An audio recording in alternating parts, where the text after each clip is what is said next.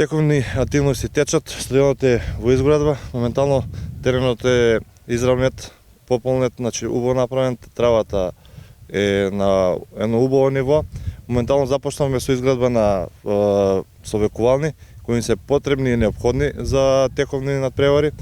Ова сезона моментално во Општинска лига сме трето место и планираме да се бориме за повисок пласман во трета лига. Кажете ми колко време овој проект го работите и низ какви искушенија поминувавте? По овој проект го работам 4-5 години, бидејќи не сум финансиран, да ви кажам искрено, ни од општината, ни од државата, ни од Фудбалската федерација. Моментално сум финансиран само од приватните компании кои гледаат кои имаат доверба во мене, така да затоа оди споро, а се надевам во идно време дека ќе видат добар проект и општина Куманово, Фудбалска федерација на Македонија и државата ќе вложат повеќе за помош да се изгради овој стадион кој моментално го градиме и меморијален центар по погинат припадник на армијата на Република Македонија, кој од 2001 нема никакво јавно спомено обележје во Кумановско. Кажете ми како овој градскиот кадар моментално во екипата на Победа?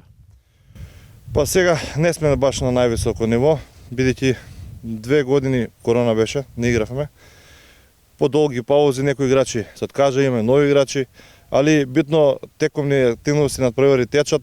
Клубот веќе ова година бележи 45 години од постоењето и битно е да го држиме континуирано да се надпреваруваме. Имаме убави соблекувални кои ги изработивте, на некој начин чекор по чекор правите еден убав колектив. Па да, моментално карабината е изградена со 100 квадрати простор, кој ќе имаме за домашни собекувални, за суди, канцеларија, купатила, ВЦ-а, значи гостинска собекувална кој ќе има фул услови за едно нормално надпреварување.